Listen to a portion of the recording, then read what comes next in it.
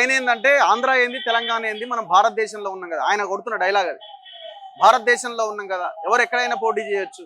Rahul Gandhi Priyanka Gandhi south వయనాడుకి వెళ్ళి పోటీ చేయలేదా సౌత్ ఇండియాకి వచ్చి? సో మేము తెలంగాణకు వస్తే తప్పేముంది? భారతదేశము యూనియన్ ఆఫ్ స్టేట్స్. భిన్న భాషలు, భిన్న ఆచారాలు, భిన్న జీవన విధానాలు, భిన్న సంస్కృతులు ఇవన్నీ కలిపితే అయింది. 550కి పైన సంస్థానాలు కలిపితే భారతదేశం అయింది. ఒక్కొక్క ప్రాంతంలో ఒక్కొక్క అస్తిత్వం ఉంది, ఒక్కొక్కరికి ఒక్కొక్క రకమైనటువంటి అస్తిత్వం ఉంది. ఇవన్నీ కలిపితే అయింది. అయితే ఒకరిని ఒకరు గౌరవించుకునేటువంటి సంస్కారం ఉండాలి. ఇక్కడ మేము ఎవరిని కాదనిలే, మీ ఉద్యోగస్తులను ఎవరో ఇక్కడ దాడి చేస్తున్నట్టుగా ఆయన ప్రొజెక్ట్ చేస్తున్నాడు. ఎవరిని దాడి చేయలే.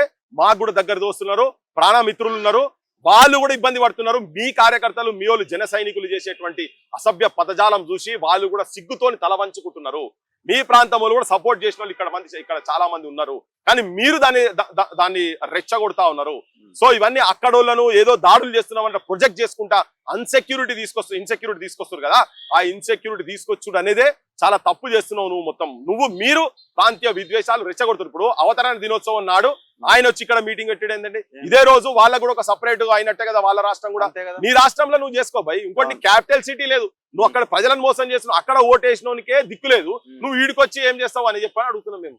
అదే బూట్లు ఎత్తికినోడు గుండెంలు ఎత్తినట్టుగా అన్నారు కదా, ఒక గదే కథ అయింది. ఇంకొకటి చాలా తెలంగాణ ఇప్పుడు పొన్నం ప్రభాకర్ మాట్లాడితే పొన్నం ప్రభాకర్ తిడుతున్నారు. ఎవరు మాట్లాడినా కానీ బూతులు, అడ్డమైన బూతులు వీళ్ళు ఏడ నేర్చుకున్నారో మాకు తెలియదు, కానీ అవన్నిటి మీద ఎంక్వైరీ కూడా జరగాలి. సో ఈ బూతులు తెలంగాణకు సపోర్ట్ గా ఎవరు మాట్లాడినా ఈ ప్రాంత అస్తిత్వాన్ని గౌరవించేటట్టుగా ఏ మేధావులు మాట్లాడినా బూతులు మాట్లాడుతుంది కదా.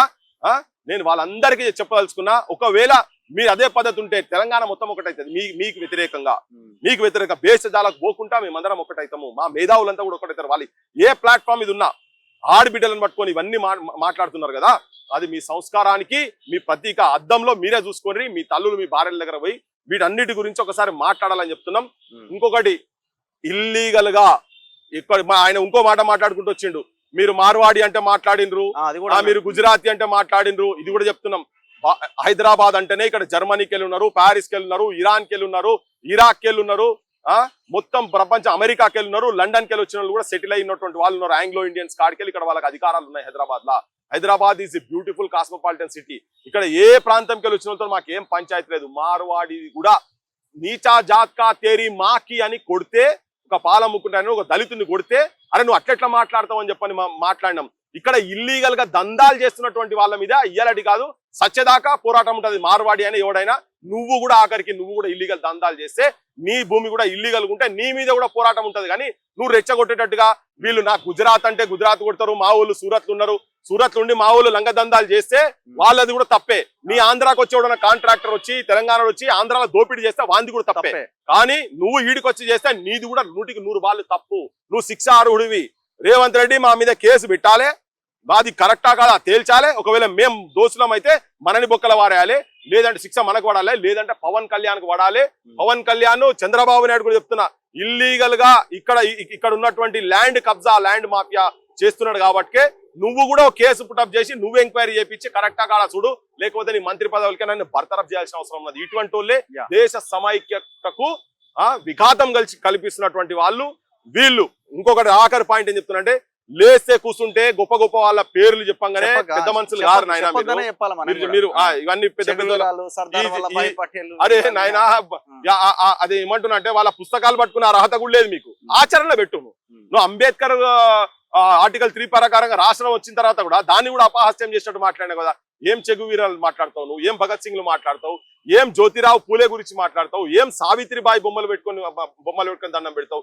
ఎందుకు గద్దర్ల పేర్లు చెప్పి వాళ్ళ పేర్లు ఎందుకు నువ్వు అపహాస్యం చేసి అవమానం చేసినట్టుగా మాట్లాడతావు.